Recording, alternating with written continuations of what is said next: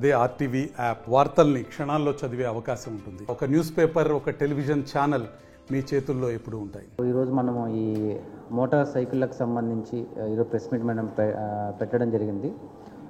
అంతర్రాష్ట్ర ముఠా ఏదైతే చాలా ఏళ్ళ నుంచి మోటార్ సైకిల్ థెఫ్ట్ చేస్తూ అందులో 2021 నుంచి వీళ్ళు యాక్చువల్గా మనకు అందుబాటులో లేరు. సో ఈ కేసులు ఏవైతే మనం దాదాపు 56 బైక్స్ మనం రికవర్ చేయడం జరిగింది. దీంట్లో 4 ముద్దాయిలు, 4 కూడా మనకు కావలి సబ్ డివిజన్కి సంబంధించి అల్లూరు మండలానికి సంబంధించిన వాళ్ళే. వీళ్ళందరి మీద కూడా ఇంతకుముందు కేసులు ఉన్నాయి.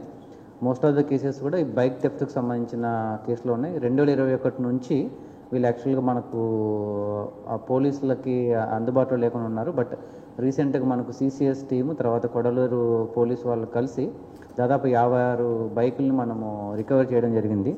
ఈ 56 బైకుల్లో సో ఆల్మోస్ట్ 30 lakhs వర్త్ ఉంటుంది మనకి ఈ బైక్స్ వర్త్. దీంట్లో మనకు డిఫరెంట్ డిస్ట్రిక్ట్ సంబంధించి మన నెల్లూరు డిస్ట్రిక్ట్ సంబంధించి 24, తిరుపతికి సంబంధించి 21, ప్రకాశం 8, బాపట్ల 1, కడప 1, తూర్పుగోదావరి జిల్లా 1. దీనికి సంబంధించిన డిస్ట్రిక్ట్స్లో వీళ్ళు ఈ బైక్ థెఫ్ట్స్ చేయడం జరిగింది. లాస్ట్ ఆల్మోస్ట్ మన 10 days నుంచి ప్రాపర్ ఎఫర్ట్స్ ప్రాపర్గా మనము ఫాలోఅప్ చేసుకొని ఇన్వెస్టిగేషన్కి సంబంధించి కూడా ఎప్పటికప్పుడు మనము అదర్ డిస్ట్రిక్ట్స్ వాళ్ళతో కోఆర్డినేషన్ చేసుకొని సో ఏది ఒక్క బైక్ కూడా మిస్ కాకోకున్నట్టుగా ముద్దాయిల్ని తరోగా ఇంట్రాగేషన్ చేసి ప్రతి ఒక్కటి వాళ్ళతో ఏదైతే వాళ్ళు దొంగతనం చేసి ప్రతి ఒక్క బైక్ మన హ్యాండ్ ఓవర్కి వచ్చేటట్లుగా మనకు ఇంట్రాగేషన్ చేయడం జరిగింది. దీంట్లో ముఖ్యంగా సిసిఎస్ సిఐ గారు 1 and 2 తర్వాత వాళ్ళ టీము, దాని తర్వాత కొడలూరు సిఐ వాళ్ళ టీం అందరూ కలిసి ఎఫర్ట్స్ పెట్టడం వల్ల మనకు దాదాపు 56 బైక్స్ మనం ఈరోజు రికవర్ చేయడం జరిగింది. సో ఫస్ట్ ఆఫ్ ఆల్ వాళ్ళ టీం అందరికీ మన డిపార్ట్మెంట్ తరఫున వాళ్ళకి మేము ధన్యవాదాలు తెలుపుతున్నాము.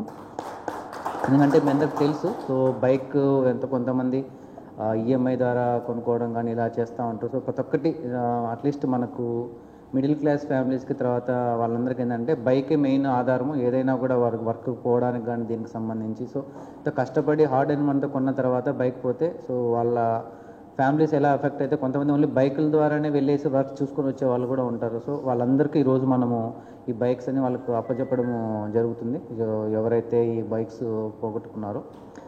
తర్వాత మా సైడ్ నుంచి రిక్వెస్ట్ ఏంటంటే ప్రజలకి సో మీరు బైక్స్కి సంబంధించి కొన్నిసార్లు ఏమవుతుందంటే ఆ బైక్స్ మన తాళం ఏదైతే ఉంటుందో అది నార్మల్గా బాగా కరిగిపోయి కూడా నార్మల్ ఏది పెట్టినా కూడా ఓపెన్ అయినా కూడా మనం దాన్ని అలాగే వాడుతూ ఉంటాం. సో మన సైడ్ నుంచి కూడా మనం రెస్పాన్సిబిలిటీ తీసుకోవాలి.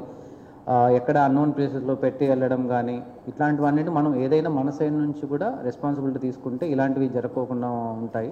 సో ఇప్పుడు ఎవరైతే ముద్దాయిలు ఉన్నారో వాళ్ళు నెక్స్ట్ మనం ఈరోజు అరెస్ట్ చేసిన తర్వాత కూడా కమ్మింగ్ డేస్లో కూడా ఎవరైతే జైలు రిలీజ్ అఫెండర్స్ ఉన్నారో వాళ్ళని కూడా మనం యాక్చువల్గా మానిటర్ చేస్తున్నాం. ఏదైనా ప్రాపర్టీ అఫెన్స్కి సంబంధించి కానీ ఇలాంటి అఫెన్స్లో అరెస్ట్ అయ్యి ఆల్రెడీ లోపల ఉండి మరి బయటకు వస్తున్నప్పుడు వాళ్ళ మూమెంట్ కూడా మనం సర్వైలెన్స్ చేస్తున్నాం. సో వన్స్ అగైన్ టీం అందరికీ నా సైడ్ నుంచి కంగ్రాచులేషన్స్, థ్యాంక్స్. మరిన్ని వీడియోస్ కోసం ఛానల్ ని సబ్స్క్రైబ్ చేయండి. లేటెస్ట్ అప్డేట్స్ కోసం వాట్సాప్ ఛానల్ ని ఫాలో అవ్వండి. ఆ లింక్ డిస్క్రిప్షన్ లో ఉంది.